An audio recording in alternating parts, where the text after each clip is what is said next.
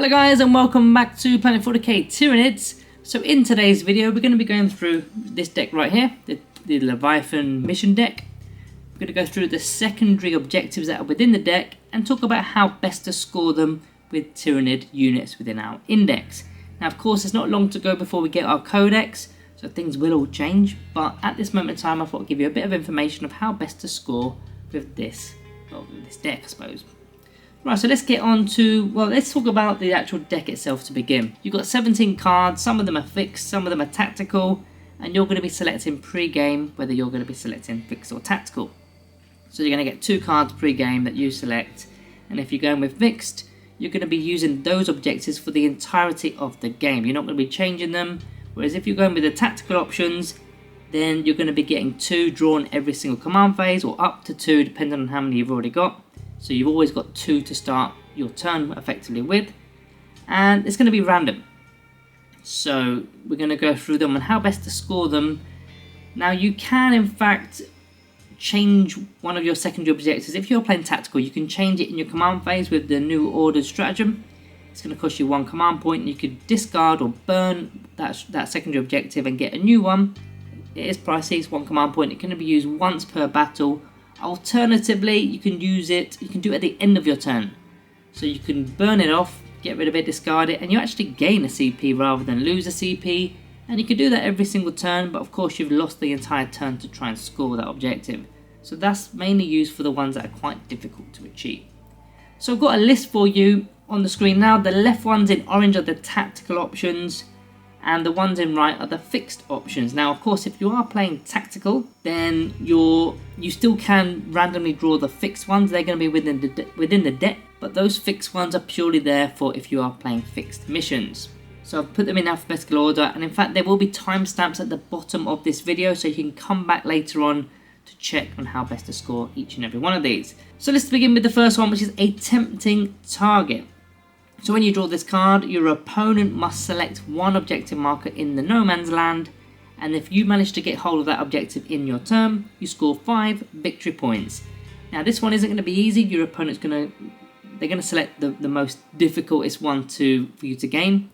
Maybe they've already got it well guarded, maybe there's a lot of units on it, maybe it's just really far for your units to get to. But it's a tempting target of course. So what is the best way and the best units to get a tempting target? Now bear in mind you don't have to remove any models, you just have to simply take control of the objective. So we don't necessarily need to be killer here. The first one I'm going to go with is the Gene Stealers. Now with their scout 8-inch movement, then they've got an 8-inch standard movement. They can be moving 16 inches effectively, well on the first battle round if you like, because they've already started 8. So if you get this one early, then you could potentially get this one. Very early is actually in fact easier to get hold of because your opponent likely hasn't guarded it that well. So yeah, the earlier you pull this card the better. But Gene Stealers could do this if you're doing an early game. You've also got options such as your Hormagaunts because they've got 10-inch movements. They've got object control too. They could just advance as well. You don't need to do any sort of actions on this. You just literally need to get there and gain the objective. So with OC2 with a potential 20-man unit, you can do it with those. You've got Gargoyles, which are really good for secondaries this edition. You've got the movement of 12 inches. They've got deep strike. They've got the additional 6-inch movement if they're not within engagement range with the winged swarm. And they're OC2 as well. So they can do it. They're going to make up quite a lot of ground there. Other options, we've got the Raveners. They're going to be coming in this video quite often, to be honest with you. They've got 10-inch movement and the Death from Below ability, so they can keep popping in every single battle round. So they could potentially make a 9-inch charge. Potentially. I mean the likelihood is that the objective is guarded, so therefore they are going to have to fight their way if you are doing it that way. Other options that are deep striking, you've got the Morlock or the Trigon, your big monsters that are popping in from under the ground I suppose. They've got a 10-inch movement anyway, but they can be doing it with the deep strike ability if you're doing it like that. And your melee monsters, if you want to fight your way through into an objective, you've got the Horus Vex and the Screamer Killers. You've also got Carnifex and a 1-eye of course, but these two are the ones that are what I would call objective bullies. Whatever's on an objective, they will literally bully their way, remove models, and hopefully their OC is enough to take hold of it. So they're the units I would use for a tempting target. Let's move on to Area Denial. So this is at the end of your turn. If one or more units from your army are wholly within 6 inches and are not battle shocked, of the centre of the battlefield that is, and you've got no enemy units within 6 inches wholly of the centre of the battlefield, then you score 5 victory points. Now there is a way of scoring 3 victory points if there's no enemies within 3 inches, but you're aiming for 5 here, so we're talking about 5. So again, I'm going to revert to those Gene Stealers with a Scout 8-inch movement, because potentially you pull this card early, you go 8 inches, you go another 8 inches, you're pretty much there, right? As long as you can get them wholly within 6 inches, you're there. Again, the Gargoyles moving 12, another 6 with a Wing Swarm. They should quite comfortably get there. They've also got Deep Strike, so maybe it's turn 2, you can pop in, take over the objective, no, centre of the battlefield. You've got Raveners for the same reason, they can pop in and do that. They've also got a 10-inch movement anyway, so they could just run onto it, I suppose. You've got Infiltrator units if you do pull this turn 1, with the Lictors and the Death Leapers and all the newer ones that are coming in. The Von Ryans Leapers, have I got that right this time? Von Ryans? I'll get there in the end. But yeah, pretty much anybody can do this. I wouldn't advise doing it on your big hordes, your big bug units, you know, big units of Hormagaunts, Termagants, because you might not necessarily wholly get them within. You've got to remember there may be terrain features that are blocking part of the objective, or the second of the battlefield. I keep getting that wrong. You've got other options again, such as a Biovore. You could be throwing out Spore Mines just to get there. They can do this, and also they could potentially screen off, because you've got to remember your opponent, some opponents can do movement even though it's your turn. You've got Heroic Intervention, you've got Rapid Ingress, you've got... yeah, even our Termagants can do that move back ability when units get close to them. So there are ways that other factions can move even though it's your turn, and they could potentially get wholly within 6, so you've got to be a little bit careful. So maybe screening it off with some Spore Mines could assist you, or just get the Spore Mines to do it in fact. Capture Enemy Outpost is next, which is a very underrated secondary because you get 8 victory points for doing this. You've got to get hold of an objective in your opponent's deployment zone. Not necessarily the easiest thing to do. Again, I'm going to talk about Raveners here because you can keep popping them in and out, in and out. I think they're so underrated, you guys. They're really good. Every single turn I will just pull them out, draw your cards and go, yeah, the Raveners are going to try and do that because that's what they're good at.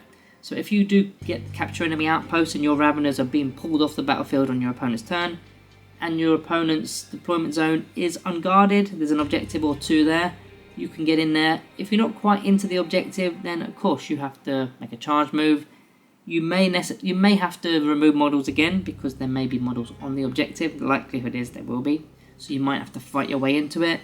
And if there's something big there, then the Raveners may struggle if that is the case.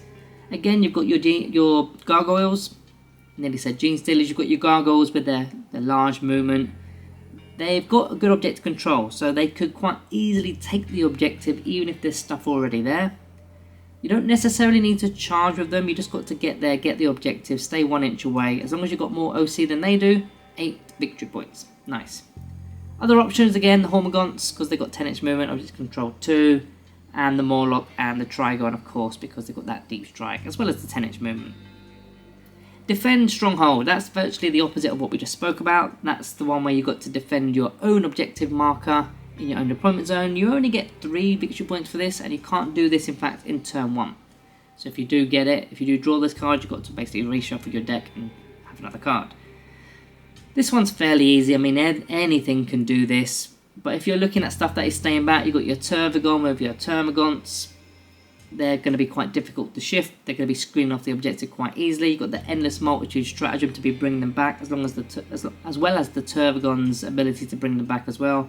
They'll be quite hard to shift. You've got Ripper Swarms. They're not necessarily holding the objective, but they can screen off enemy deep strikes and enemy charge moves that are trying to get into the objective.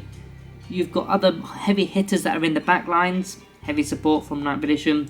Your Exocrine, your Tyrannofex, your Biovores even. They're likely going to be sitting on that objective to provide some OC and a bit of toughness at the same time. Extended Battle Lines is next.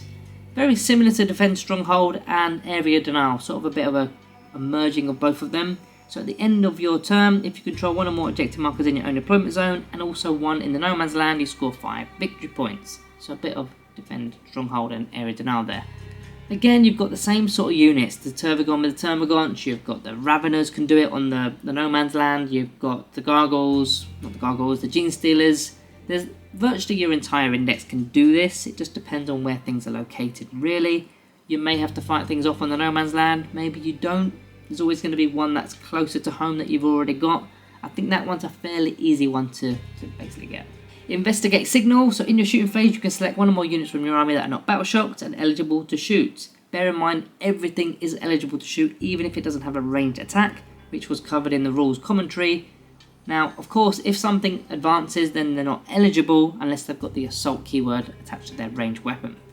So at the end of your turn, if each corner of the battlefield has a unit that is there within 9 inches, wholly within 9 inches, then you can scan the corner of the object of the battlefield basically. And for each one you do, it's going to be 2 victory points. Now this one's quite a cool one because the 2 corners that are closer to home are going to be quite easy to achieve. You're going to have units there, or you should have units there. You could have a biovore that's sat on your home objective that's throwing out spore mines, so that spore mine could be the one that's actually doing the job at the other end of the battlefield. You've got also, again, the Raveners, they keep coming back. The far distance corners of the battlefield, maybe they pop in a unit of 3. Likelihood is the corner isn't going to be guarded mid to late game, so they can score 2 points that way. Ripper Swarms can do it. It doesn't have to have any object control here, you just have to simply be within 9 inches of a corner, so Ripper Swarms can do it. And of course your Infiltrators are your Lich Guard, not your Lich Guard, what am I talking about, this isn't Necrons, your Lictors, Death Leapers, Von Lions, Reapers, Von Lions, have I got that right? I keep getting them, Ryan's Leapers, I will get that right one day. Even your, not your Bargots, even your Neurogaunts, they can do it, they're not doing much else, so they may as well do their little action in the corner of the battlefield. Right, on to no prisoners. So you're scoring 2 victory points for every unit that you destroy, up to a maximum of 5. So effectively that means if you kill 3 units, you're going to get 5 points. So what are we doing to kill units? We've not got the most killy faction at the moment. I mean, I would look at the Zoanthropes. They've got a lot of damage coming out from their Warp Blasts weapons. There's a lot of damage there. I'd also look at the Tyranids. There's all sorts of different ways. You've got the Rupture Cannon, you've got the Acid Spray. There's lots of things that can really put damage onto a unit just to remove it. You've also got Old One Eye with the Carnifex Brood. They'll be piling into something and just absolutely squishing it, so they can take out a unit for no prisoners. And you've also got your melee monsters, the Horus Vex, as well as your Screamer Killer. They can do stuff as well. But realistically, everything can take out everything to a degree. But really, you're looking at your heavy hitters here. Overwhelming Force is next, where you have to remove an enemy unit from an objective. You don't necessarily have to take the objective, you just got to simply remove them from their objective, and you're going to be scoring 3 VP for every time you do that, I believe. Each time an enemy unit is, 3 victory points for every time you do that, to a maximum of 5. So you get rid of 2 units that are within range of an objective, you score 5 victory points. It's got this very same feel to no prisoners, except they've got to be on an objective rather than not on an objective, really. So the same units apply here. You've got, again, the Scream Killer, Horus Vex, Old One Eye with the Carnifexes, Tyranids, Zoanthropes, those kind of units that we literally just spoke about. They could be doing it, just make sure that they're on an objective. Secure no man's land. So if you control 2 or more objective markers in the no man's land, you're scoring 5 BP. Nice. Again, I'm looking at things that want to take objectives in the no man's land. The Tervagon, with all the Termagants, of course. They could be stringing out over 1 or even 2 objective markers, really, so they'll just do it on their own. Quite nice. The Gene Stealers, again, if you want to use Gene Stealers, they could be doing it. They're pretty quick. 8-inch movement for infantry, that's pretty quick. They can get onto an objective. This one isn't that difficult to do, to be honest with you. 2 objectives in your own deployment, so in the no man's land, sorry. And if you're playing Horde, it should be fairly easy. If you're playing Monster Mash, not as easy, because your OC is normally like 3 or 4. So you're going to have to remove models first. But a lot of the missions have quite a lot of objectives, and we normally will cover 2 of them. So you should be fairly comfortable with that one. Right, we're on to the fixed ones here. And we know it's fixed because we've got this little arrow at the bottom. This little arrow is pointing to the logo of the fixed missions, which is this little sort of rectangular shape thing in the bottom left. That indicates that it is a fixed mission. Now, if you are playing tactical, we can still randomly draw fixed missions, but if you are playing fixed missions, you'll be selecting 2 of the following secondaries, which they're going to be sticking to all game. Now, notice with all of these missions, you score more points for doing tactical than you do with fixed. It's normally 1 point more. We'll get onto it. So, Assassination. If you're using fixed missions, you're going to be scoring 4 victory points for an enemy character that was destroyed, and if you're using tactical, you're going to be scoring 5. So you've got to simply kill one character, and if all characters have already been destroyed, you also will score it. Now you will be scoring this even if a model is resurrected or reanimated, for example. So if you do kill my Necron's Overlord and he reanimates, you still get the points. So what we're doing for Assassination, first of all, I want to talk about the Epic Challenge stratagem from the core rule. There's only one command point, and providing that you've got a character model, you can make all your attacks precision. So again, I'll go back to my Necron Overlord, hiding within 20 Necron Warriors. You use Epic Challenge, 1 CP, all your character's attacks are now going on to my Overlord, and I can't do a damn thing about it. So quite easy to kill a character with Assassination with Epic Challenge. So what characters would I use? In fact, what would I use? I've got Old One Eye, we've got the Swarm Lord, we've got the Hive Tyrant as an example. They're quite killy, and they can all use Epic Challenge. All of them got, I think they're like roughly strength 9 with 3 damage weapons, so they're going to do a lot of work there.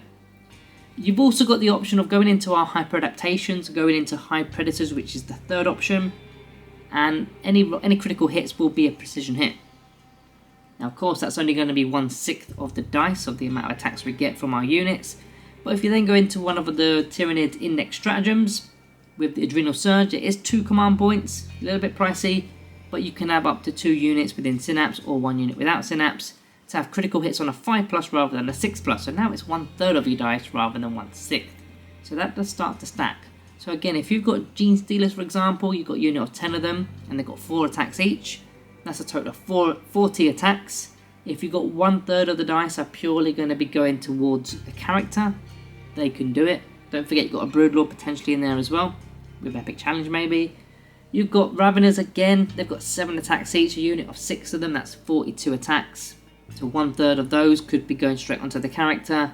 Hormagaunts have got 3 attacks each, a 20-man unit, that's going to be 60 attacks, providing that they're all in, of course, they probably won't be, but that could be 60 attacks. Again, 1/3 of them, that means 20 of those attacks will be purely going on the character. You've then got precision weapons. We've not got many precision weapons. We've got the Lictor, the Death Leaper, and the Horospex, I believe, has the Grasping Tongue, which is precision.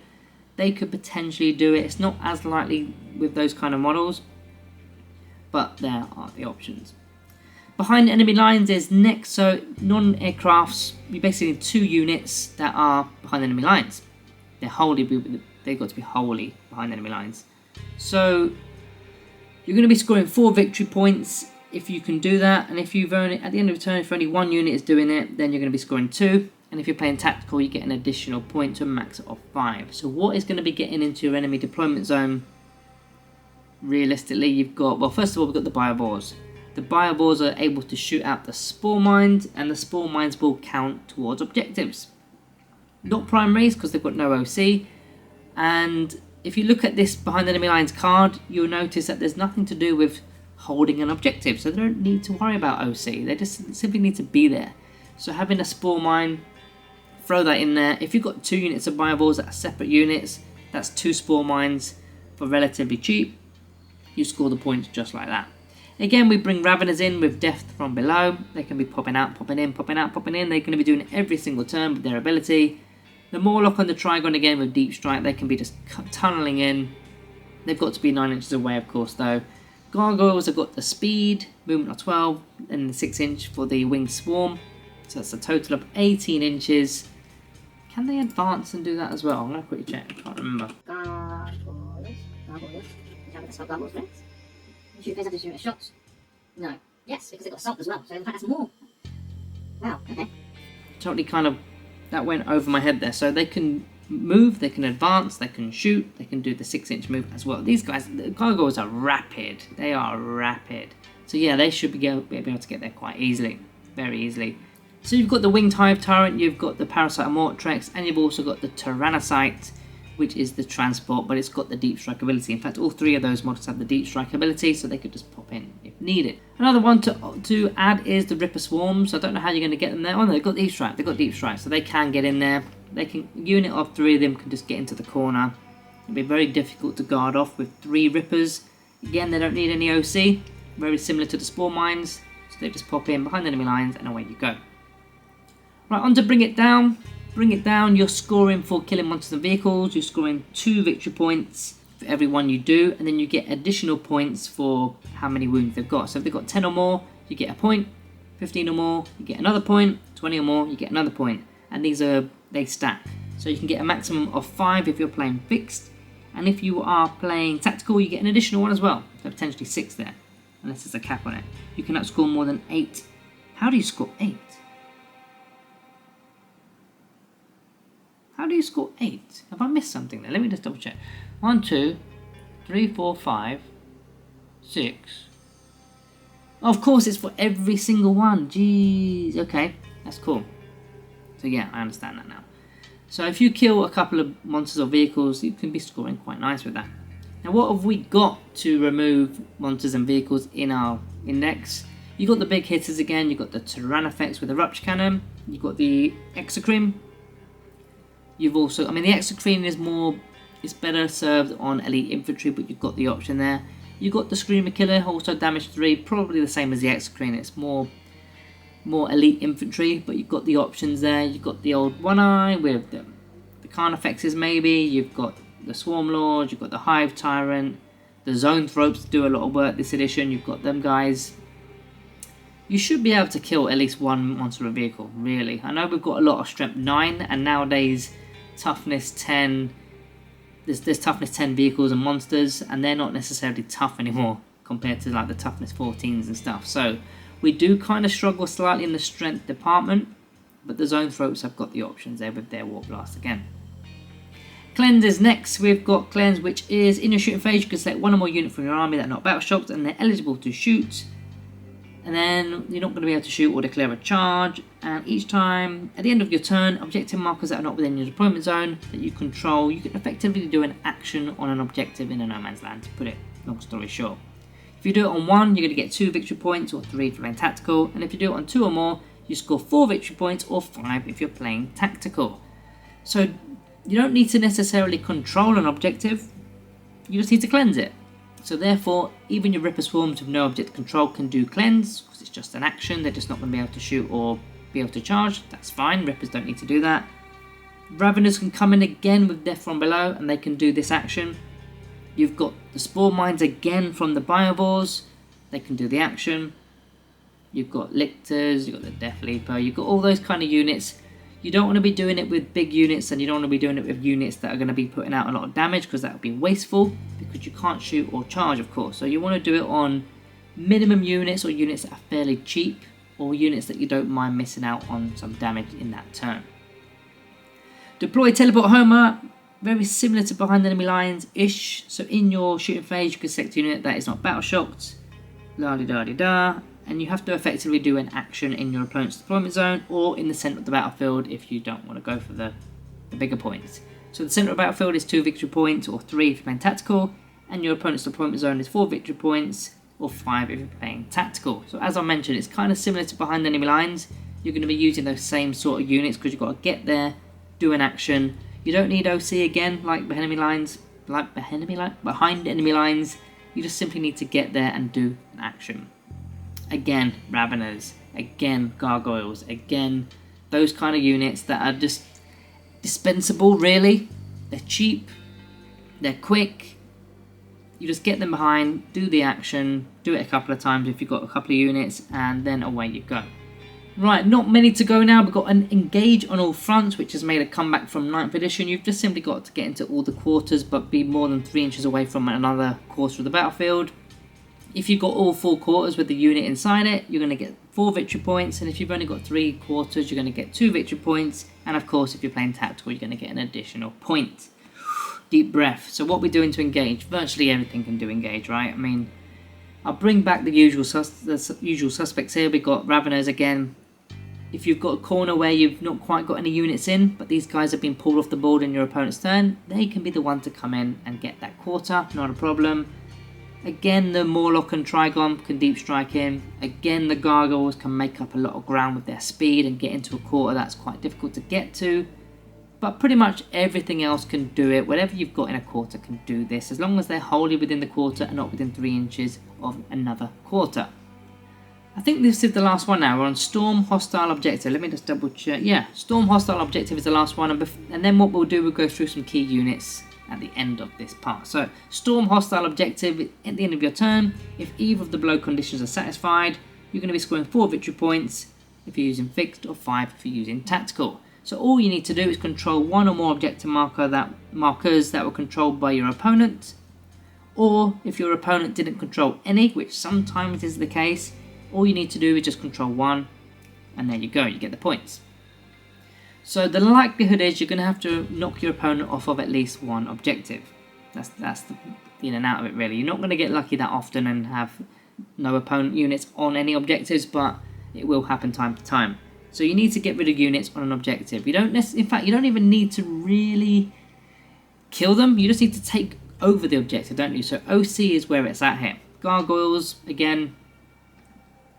The Gene Stealers, again. Those kind of units with OC, they can just literally jump onto the objective in numbers. You've got your objective bullies like the Horsepex and the Screamer Killer. They can just jump on. They might need to remove some models because their OC isn't going to be as high. But if they remove models, survive, the likelihood is you will take the objective. But really you're looking at the Gaunts, the Gargoyles, the Gene Stealers, the Raveners. Those kind of units quite comfortably can take over an objective without even having to doing that much damage. Right, so let's talk about some units that we were looking at throughout the majority of this video. So we've got key units here. These are the units that you need to be getting in your lists, as many of these as often as possible in fact. So Raveners, they could almost do everything. Apart from say Bring It Down, maybe Assassination. They were struggling on those kind of secondaries, but everything else they were virtually in and amongst it. Gene Stealers were there. I mean, I would argue Raveners are better. They've got a better speed because you pull them off. You've got Biovores with the Spore Mines in particular. They can do a lot of them. Not the ones that you need to hold an objective, but the ones like behind the enemy lines, those kind of ones, they can do them. The Horsepex, I think, was doing a lot of work. I mean, I was putting him alongside the Screamer Killer throughout the video, but really the Horsepex is the better option and much cheaper. Gargoyles, throughout the video I've kind of realised how good they are. They're incredibly fast, and yeah, OC is going to do you a lot of work for most of those objectives. The Lictor and the Death Leaper, as well as the Von Ryan's Leapers. With Infiltrate, it's going to assist you, but once they're in, they're in. So maybe they could have been put into useful, but I'll leave them there for now. As for useful options, you've got the Hormagaunts, the Termagants, the Ripper Swarms. In fact, the Ripper Swarms should probably be boosted up to key units. I think they were there quite a lot. The Morlock and Trigon could do some work with the Deep Strike ability. Khan effects alongside our One Eye for killer units, I suppose, as well as the Screamer Killers and the Zoanthropes and the Tyrannifex, in fact, and the Tyrants. They were all sort of the killier units for the killier secondaries. That's why they were under useful, because not many of the secondaries actually related to murdering stuff. It was more about gaining ground, gaining objectives within the mission. So guys, I hope this has been a bit informative for your game. You'll have to let me know if I've missed any units with any of these secondary objectives. Let me know down in the comments below what unit you would use with that secondary and why. We can all learn from each other. But yeah guys, make sure you are subscribed on your exits. Thank you all for watching, and I'll see you in the next one.